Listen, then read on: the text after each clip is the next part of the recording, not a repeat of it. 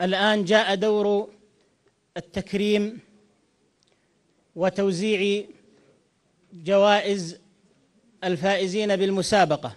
يتفضل الأستاذ محمد الغامدي على المنصة الرئيسية لتسليم الفائزين جوائز ودروع الفائزين لهذه المسابقة. تفضل أبو مشعل.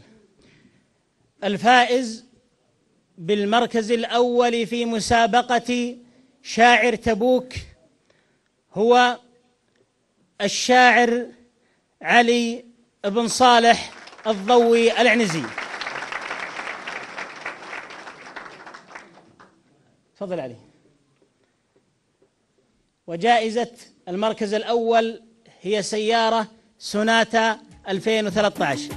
في ليلة شانة عندي موباي شان ومسجلة في سجل العمر ليلة عمر. في ليلة شانة. الفائز بالمركز الثاني في مسابقة شاعر تبوك هو الشاعر عبد العزيز بن عياد الجهني، فليتفضل.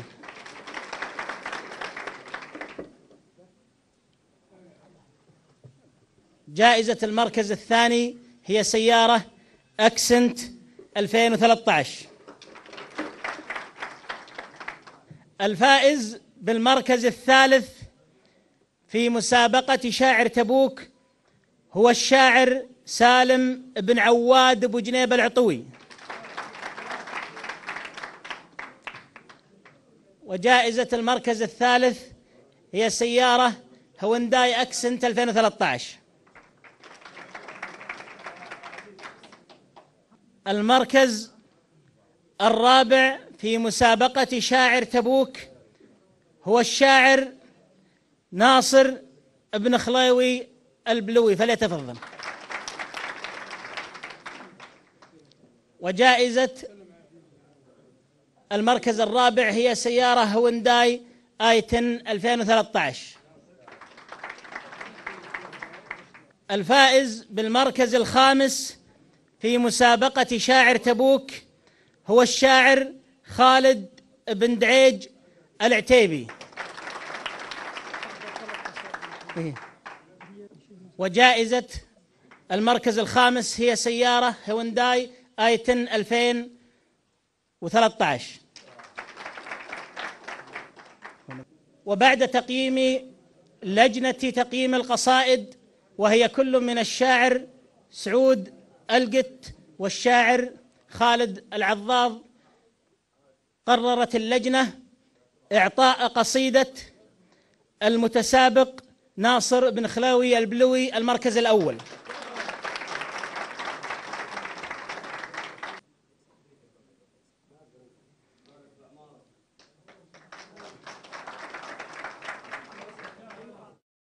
كما قررت اللجنة إعطاء المركز الثاني في القصائد لقصيدة الشاعر صالح بن محسن الجهني.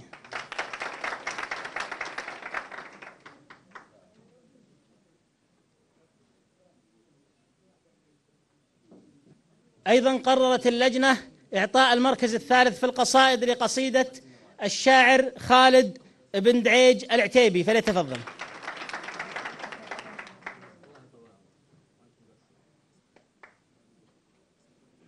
لجنة تقييم القصائد وهم الشاعر خالد العضاض،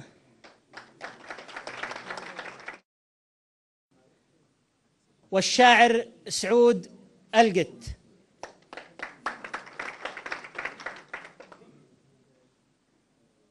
نشكر الأستاذ محمد مجددا أيضا على تكرمه بتوزيع دروع وتكريم قناة صوت البادية للجنة تقييم القصائد. السلام عليكم ورحمة الله وبركاته.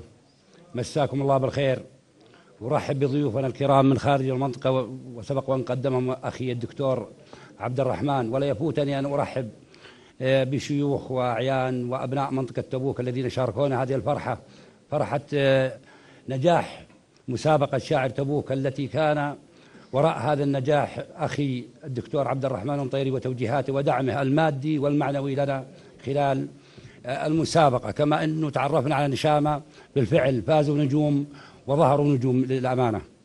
ضيوفنا الكرام ومشاهدينا أينما كنتم، يطيب لنا أن نقدم لكم الأمسية الشعرية والمقامة من ضمن فقرات الحفل الختامي لمسابقة شاعر تبوك. فضيوفنا وضيوفكم حضورنا الكرام ومشاهدينا الأعزاء هما شاعران عملاقان في مجال الشعر الشعبي، ولهما تواجدهما المشرف على الساحة الشعرية والإعلامية. يطيب لي أن أعرفكم جميعا على ضيفينا الكرام، وهم كل من الشاعر خالد العضاض الشمري، شاعر معروف وغني عن التعريف له وجوده الشعري ومساره الإبداعي، ساجل العديد من الشعراء، طرق ضروب الشعر وسبح بحوره، كتب فأبدع، له باع طويل في الشعر الشعبي، شارك في العديد من الأمسيات والمناسبات، له حضوره الإعلامي على الساحة الشعرية من خلال وسائل الإعلام المختلفة. وشاعرنا الآخر وضيفنا هو الشاعر سعود القت المطيري، شاعر الوطن، شارك في العديد من الأمسيات الشعرية والمهرجانات، شاعر له باعه الشعري في الساحة الشعرية، نظم فأجاد، تغنى فأطرب، له عدة دواوين مطبوعة ومسموعة. فأهلا بكم وبشعرائنا الكرام وبكم مشاهدينا أينما كنتم، ونستهل هذه الأمسية الجميلة بهذه المناسبة وهذه الأيام الجميلة مع الشاعر خالد القضاض الشمري، فليتفضل. أول شيء مساكم الله بالخير ومبروك عليكم الخير، والله يوفقكم يا أهالي تبوك، ونشكركم على حسن الضيافة، ونشكر الأستاذ الدكتور عبد الرحمن المطيري على ثقته بنا، ووفق والله بهالمسابقة اللي إن شاء الله أنها تنكر بالمسابقات منها وأفضل بعد. أنا والله أشوف الرعيل الأول قدام شيبان، وأنا يمكن ألب له دور عندهم، وبتبع هواهم أول وبعدين على الشباب نشوف. يقول يلا دخيلك يلولي معاد به للصبر باب، القلب من جور الزمني والله انه مستصيب، جسمي كلا بعضه بعض واخرج من اللوعه وذاب، اقف واطيح وهمتي بين العزايم والطبيب يا سامعي، وسط الحشات سني تساوق سمتاب، جرحي قديم ولا برا وانا بعد شميت طيب، والهاجس اللي لا كفر قبل الثلاثه يستتاب، يرجع ويا اسلم كفر سنه على حالي رقيب، خلاف ذا يا اهل الوفاء وجولي رقب الرتاب، بختار وجنا وصفها ينقال له وصف عجيب، يا سمعنا اللي يبخصه يصغى المسامع للجواب، قال ما شاء الله عليك، وقال يا الشاعر يهيب، حمرا تلذع عينها جمر صافتها المهاب، حمرا تردعنا الفحل يا ما غدا سنه منيب، ركز المسامع واسفه ما لا شبيه الا الحراب، ولا مفاريد اسحى من شوش بزيلان العزيب، تكتب الراها والنفس بشويش ينساب انسياب، تلعى نحول رقبتها من دقها مثل العسيب، اكواعها حنزورها فترين ضبط بالحساب، فجان حر شيب الظهر والضلع قوس بلا سبيب، والبطن ضامر منها ضم الله وصايبها اقتراب، بطن الهنوف اللي طوت بريمها طيل سليم، تلقى اللحم بعرودها وفوقها عفو عقاب، والساكن الشم اللحيم ما لها بهالدنيا نصيب، وتقول يده قاصرة عن رجلها والراس كاف، وشاف ذرها يذكره مفروض جزم بدون ريب، لو قدر الله والقحت ورا نهاية الذهاب، يموت جوعه وينكسر عظمه، ولا به ما يذيب صغار مواخيره، عجب توصب على زر الثياب، ما به صفوف ولا غفوق عذروبها قل الحليب، لا شك لا ضاقت عليك تنك علامة السحاب، فيها سطر فيها طنا فيها زرم ودلاج ذيب، تقطع سباريت الخلايا لاح بالعين السراب، ودقات قلبه تحسبه يصار لك قلب لبيب، تقطف زمالي زهر وتبر له ذهاب، مرباعها حول الجبل مقياضها هلال الخصيب، ما ذاقت العرق القوي وظل عسل لها شراب، نبرها وقت الرخاء من شانها اليوم العصيب، يجف له الزرع عصا والناشها جاها رعاب، واليا زقرها راتبه فرد تحت ولية نقيب، فيها حياة مخطوبة يوم أعلنوا كتب الكتاب، وفيها عواب الطامح لو كان تسمع ما تجيب مثل ذلول إلا البسوس اللي يسمونه سراب 20 عام ومثلهن، والحرب بأسبابها لهيب ينسف عليها خرجها وشدادها فوقها عقاب حر على عمانية مرسله بكتابي نديب وسفايفه ترقص طرب يدرهمت والكيف طاب حتى ليش الدرسن تضرس مثل صوت الصليب زين الهجيني فوقها وردين ينغمز الصواب وكلاش يما تنزرب. لو كنت بالبيدا صويب لو كانت الدنيا رخا ومنو سلام بلا عتاب، لكن كمل دلها فرض تقدم به خطيب راحتها وظلها مثل الظليم اللي يستراب وركابها يا صاح له ما يلتفت صوب الطليب. أرسلتها يوم العنا صب علي صوت عذاب يا ما أمالي روحت قهرا مثل مقتل كليب، ونجي توضح من إلى ينحان عروس الهضاب الهاجس اللي قضبا قال المثل بطن الشعيب حتى خفوق يعذبا شيب بريعان الشباب والنفس تجزع وتحسب والنفس تجزع وتحسب أم الفنا أم المشيب. قلت تدارك غايتي بين الغنيمة والثواب وشاشت قريحة خاطري وبديت ما كن العطيب، وكلفت مرسولي بها تصل إلى حضرة جناب المحترم وجه السعادة فيها الهقاوي ما تخيب صاحب سمو المرجلة سيف ذهب حتى انصاب نجم تجلى واعتلى ما غاب. لو بان الرزيبة للخبر به بس ما يرقى سنود ولا يهاب شم أنف هامته هي ما بها للطيب طيب لعن تراه للنابغة لابن المقفع لا ذياب لا حاتم الطائي ولا هرجي بعد رجما بغيب فعلا كيانا منفرد به كلما لذ وطاب جاره الله من لظى بيوم به الولدان شيب مع التواضع والذكاء له موهبة فصل الخطاب وبشتاهي ذري زابنه بالشبط ولا باللهيب اليا وعد وفى الوعد واليا حتى عين الصواب ما هو مزاجي بالكرم ما يطيب أو ما يطيب لينتخى في نخوة بسبابها تفنى الرقاب في ساعة به يتضح أبو شنب وأبو شنيب تجبره نفسه للعلا جود وجراءه واحتساب ولاعتزابه ضايز يبيع هالدنيا بزبيب دونه نضب بحر الشعر لو صاب عده ما أصاب سيرة شموخها كاملة والكامل الرب الحسيب هذا قليل من كثير يمتاز به نزه الجناب ونقيل منه يا فتى. قلت صبروا لحظة وجيب عبد العزيز الصيرمي لنا عن الكبوة حجاب الداهية والمتزن وبو المفاخر والنجيب واخر كلامي ووله معاد به الصبر باب وعن الإحاطة بل وفي إني لفي شك مريب. سلامك يعطيك العافية. لا فوق شاعرنا. والآن ننتقل لفارس الأمسية الثاني الشاعر الكبير سعود القت المطيري فليتفضل.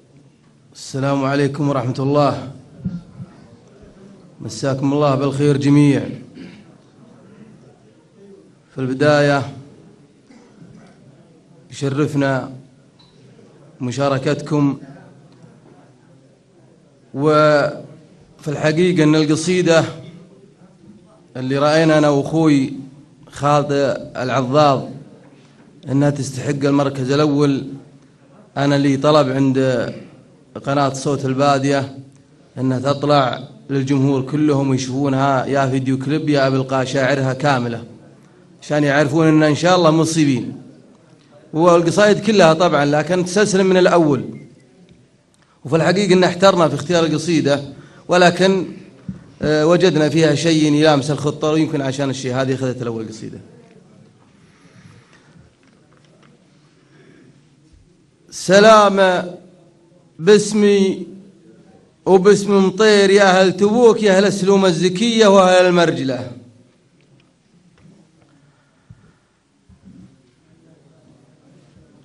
هجرس سعود القت مما حصل له تفجرت قريحة الاحتدام يونس بصدري مثل وخزة الأخلة وشياط مرقاع على التبد حامي تبرة تنفوذ المعضلة واشكله على مفاهيم الظروف الجسامي وحاولت رايع خاطري بتدله لكم موج صدوف الأيام زامي خطير فكري يختلف من محله لولا ضميري يدعمها بابتسامي وقامت مشاريها الرهاوة تل الرشا على جويد المقامي من جال صهلوج مهيف مزله والورد فرز ويرهجن، الضوامي فاحت على جمر الهواجيس، دلت تقطع ضرم عمس التعب والمنامي برية فنجالها،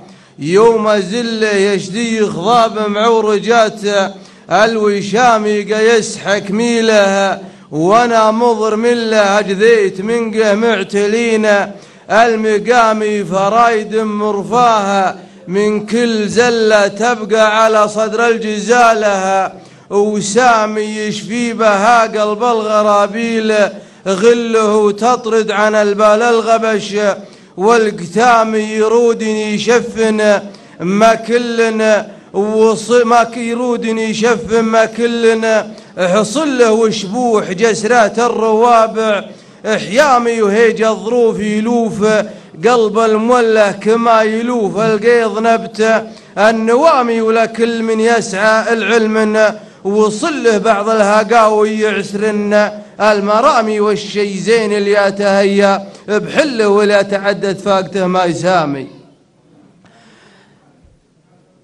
ما كل من يسعى العلم وصل له بعض الهقاوي يعسرن، المرامي والشي زين اللي يتهيأ بحله ولا يتعدد فاقته ما يسامي، يهون عقد الحبل ويكيد حله هلا على فكر الشنارة، العصامي ودمعة تصنع من عيون الجبلة مثل الأمين اللي يحوف، الحرامي سريت في ليل نجومه مطلة لكن غبشها عتيمة، الغمامي تقند اخطايا خطوة مستزلة وهويت مهوايا العديمة، القطامي كون سواد يستتيها، الأدلة أحلك سواد من عتيمة، من شديد الظلام تقند خطايا خطوة مستزلة وهويت مهوايا العديمة، القطامي والرجل لو ذاه الهزيل ونزل تخروط مع العيز واخطى السنامي والصبر، والرجل لو ذاه الهزيل ونزل تخروط مع العيز واخطى السنامي والصبر، مفتاح القفول المكلة والصمت يصلح ما يعيب الكلام، وبعض الأقارب لا قريب علة مثل البراد داخل بالعظام. عظام يعطيك العافية. والآن مع الشاعر خالد العضاض الشمري فليتفضل. قصيدتين. وين بلقى عشير ضد غيظ النفوس، لو يعاني وهمه للضماير حبيس، يحصل يوم شر والمجابل عبوس، حاضر به رجال وحاضر به ابليس. الله يعيذنا عنه. لو يطول المعاند مثل حرب البسوس، ما تزعزع خفوقه تان حمي الوطيس، منها باخذ علوم ومنها باخذ دروس، ويا نخيته تنخى صح جوهر نفيس، ابيض القلب صادق ما يمينه غموس، ميزة الشخص الأول من حديث الجليس، فيه سر الأمانة ما يخون الهجوس، ما يسمى صراحة يوم عرفه نحيس، ما يجامل سذوب ولا يعامل بلوس، دايما الدوم باله للمرافق ونيس، ما يتقلب تملي للكرامة يدوس، يوم مذهب صحابي يوم مذهب الويس، ما تغرك حواله بين عجه وكوس، مثل خف النفيض ومثل كتمة قبيس، الردي ما يفيدك تنقم التلوس، لو يشدك بصوت مثل صوت السديس.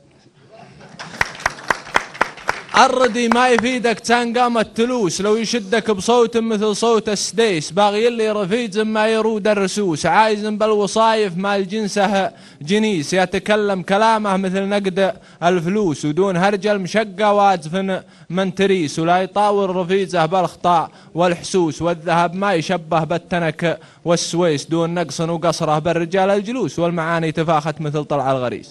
يعطيك العافية. نسمع الثاني. البارحة من جمرة الزيتون شبيته حريق، على سنة نرى الفراق، الله يا صعب الفراق، جيت أتحاشى غلطة الشاطر على الوجه الطليق، أثر الخطا فعلا خطا يطاق طبعا لا يطاق، وقفت في نصف الطريق الله يا طول الطريق، ماني رسول مجتبى يركب على ظهر البراق، أنا بشر مهما مشى يقف على السد الوثيق، إذا اختلف معنى الهوى قلت المصيبة بالصداق، تسأل سؤال آسف جوابي يا نصيبي ما يليق، مع شخص مثلك لا صدق يا صل حد الاختناق، يا هوه يا لبيه يا المعشوق يا الحس الرقيق، يا عاطفة قلب سراها الهم مسر الاشتياق. كنت أحسب أنك هكذا لكن على درب العشيق أسرفت في درب الجفا من بعد لذات العناق. يا لمعة الديكور يا المعكوس للكاس الدهيق، يا حظي العاثر ويا وجدي ويا معنى الشقاق. إن كان تبغاني رفيق الدرب آسف يا رفيق، ما عندي استعداد عايش واحد ما له وثاق. لا تغرك لهفة المشتاق والشكل الأنيق، إلى متى وانت مزاجيا وعشقك في رواق. فعلا تملك مغريات الشوق والساس العريق، ويظل جمال اليوسفي وفاك من حسن الوفاق. ولمن فليت الشعر من فوق متنينك ذليق، يا الليل الخرس حياك يا حي السياق. ولمن نظرت مقلتك يا هوه جنبت الطريق، النعس اللي ينظره لو كان بالضيقات فاق. وسيف صجيل مهند الرمانتك تنها صديج، ميزان للعدل البهي والوشم باليدين شاق. والخاتم اللي مرتضى والشهد بالريق الرحيق، لبذيت المنحله يلب سلسات المذاق. والموت ما هو بالزفير اللي يجي بعد الشهيق، الموت ريح المستكى من نفحتك يوم التلاق. قبل القساء قبل الأسى قبل القساء قبل الأسى، قبل اعتبرك اعتق عتيق. اليوم بعتق الرقاب ما ظن بالدرب اتفاق. يا مفترق 5 طرق أول وهالحين المضيق، مالي ومالك يا العراق يهيب يا سحر العراق. يعطيك العافية. والآن مع شاعرنا وفارسنا سعود القط، فليتفضل قصيدتين. سلكناك يا درب تعبيت بالأشواك، لو انك عسير وخطوتي منك مزتمله. توكلت بالله مجري الريح والافلاك، ولي البرايا سامع دبيت النملة الإحلاح. ظرف الوقت في روسنا فتاك، ونشوفه على شم المعالي ونقدم له يبطن نفوذه في الثرى مثل عرق الراكي لنتقي ينساق له، ويتوهم له وياخذ من عذوقه السن الرضا مسواك. ولا يفطن الا الامضغ نكته الطمله على مكيذيب الشوح، يومك تجر عواك وقسمك لزوم انك تهجده، وتجهم لتقلط على العسره وتلقى دواك ابداك. وكل بعد بذل السبب حيزه مقسم له مداريت خلق الله تقضى ببروس يداك. تبي رشفه من العز لو اخره الثمله ودروب العلا قدام وجه المدى احلاك. ووسيع البنايد دائما متشبث بمله وحنا ووقت تغاري يسراك من يمنعك. وقامت توالى الامور مهيب محتمله مصيبه هل التمييز من حده الادراك. عسر هدها والمجتمع ما تفهم لتدره على سلك يوصل هذاك بذاك، وترمش على هدب الخطا حزة اليملة سرح خاطر الشطة على شرقة الأضناك. وغفل فاطن اللوقة عن الشره ما يدمل التعنز، يرأس النوز واصطغ على مركاك وعرض طرف خدك على حيث الشملة. يعطيك العافية. طبعا الغزل أنا والله ودي أجيب غزلية في الحقيقة، لكن أنا ما عندي غزل أبد. قصدت لي قصيدة مرة واكتشفت انها معي غزلية، وعشان كذا انا هونت عن الغزل كلها. والقصيدة اللي قصدتها وهونت عنها اقول يا خوخ يا رمان يا تين يا جح يا ثوم يا بندوسة يا طماطة، لا والله ما. لكن حنا بنجيب لكم قصيدة في موضوع اجتماعي، وانا متأكد ان اغلبنا يعاني من هالموضوع، وهي موضوع الموظف الصغير. وهي قصيدة فكاهية، وأنا متأكد أنها بإذن الله تروق على رضاكم بإذن الله. سرنا مثل من سار في الدنيا على غير انتظام، سرنا مثل من سار في الدنيا على غير انتظام. أمنا كلها في الحانة ولا تمشي بالجبر لنجح مشروع. قلنا يا سلام ويا سلام ويرسب مشروعنا، قلنا قهر والله قهر في الليل عند عيالنا، والصبح نسرح للدوام. والمنضبط منا ما يطلع لنا الذنا للعصر ما بين ثابت واستعد وعود خلف وسير امام وديور على نفسك وصك بقلتك واقرب دبر. في الليل عند عيالنا والصبح نسرح للدوام. والمنضبط منا ما يطلع لنا الذن للعصر ما بين ثابت واستعد وعود خلف ويصير امام وديور على نفسك وصك بقلتك فقره بجدر يروح عمرك وانطرف البال تخطب لك مدام روح استدن ددسن عيش العمر في عيشة قهر وفي ليل عرسك قطب طنطخ مع ضبية العدام ومع داخلتك والياه مو مدين قدمك تنتظر وبديت بالتفكير وسنونك تعضبها البهام قالت علامة كتبت خجلان ورخيته النظر واخذت لك 5 سنوات تهيم والعالم نيام هذا يطوف قصد والثاني ما يقبل لك عذر غديت مع ماكينة الصراف دايم في زيام لأن كتبت لا عاد أشوفك وانتهى حسابك صفر غديت مع ماكينة الصراف دايم في زيام لأن كتبت لا عاد أشوفك وانتهى حسابك صفر تقسم الراتب ما بين جار بيتك والطعام وما لقيتها جار يصلح روح دور فالهجر هذاك يوم انه ما غرنته ومردوع الوشاع شلون حالك فالمعيشة لو خلفت بزر ولا خلصت بدوامك يوشحك المدير أكبر وسام لو كان يفهم كان يصفط لك ولو قيمة جفر ثلثين شعب المملكة عايش على هذا الكلام والثلث الآخر عاش في خيرات ثلثين الفقر نارد على عد المراجل مثل ما تردى الحيام ولا يقهر الرجال غير بقصر حبله لا قصر رحنا نطقطق ما كثر الطق ما فك الحام واللي نبي من هالسنة عود يفلي فنقر لا شافنا يقول يا عمري يا قلبي يا حرامه ولا عمره ولا قلبه لعلها للكسر وكل يرى نفسه على الثاني وقل الاحترام ولا تعرف اللي شايف نفسه من اللي محتقر اللي معه ناقه يرى نفسه على راعي الحمام ورعى الحمامه شايف نفسه على راعي البقر ورعى البقر اللي معه ناقه يرى نفسه على راعي الحمام ورعى الحمامه شايف نفسه على راعي البقر ورعى البقر زاري على راعي البيضاء والمسام والطيب اللي ما لبي يطنه من النعمه شكر مفكر اللي في الدراهم والعيال وفي المنام قل التواصل بيننا وانا اشهد ان في خاطر لجرويت ابن السهل وطار منا في شمام ولو ودك نسولف معك خصوص في تالا الشهر واللي يدعينا في عزيمه نصنا في الاستلام من خوف لا نصطف لنا طرقي وحنا في عسى السلام. شكرا لكل من الشاعر خالد العضاض الشمري والشاعر صدقي الطنطيري على احياء هذه الامسيه في هذه المناسبه الطيبه. شكرا لكم حضورنا وجمهورنا من خلال هذه المناسبه. شكرا لكم مشاهدينا. شكرا للجميع المتابعه ونبارك للفائزين من شعرائنا وباذن الله دائما في رقي. والسلام عليكم ورحمه الله وبركاته. ليلة شانا عندي موبيشان ومسجلة في سجل العمر ليلة عمر. في ليلة شانا عندي موبيشان ومسجلة في سجل العمر ليلة عمر. ليلة وتبقى ما يمحى طويل الزمن تاريخها ينحر من فوق صم الصفا. فيها من الطيب والمقدار بجت كيان بصمة رجال الكرم والمرجلة والسطر. في ساعة حيا ساعة وحيا الزمان ساعة ربت بالرجال على الوفا والظفر. في ليلة شانا عندي موبيشان ومسجلة في سجل العمر ليلة عمر.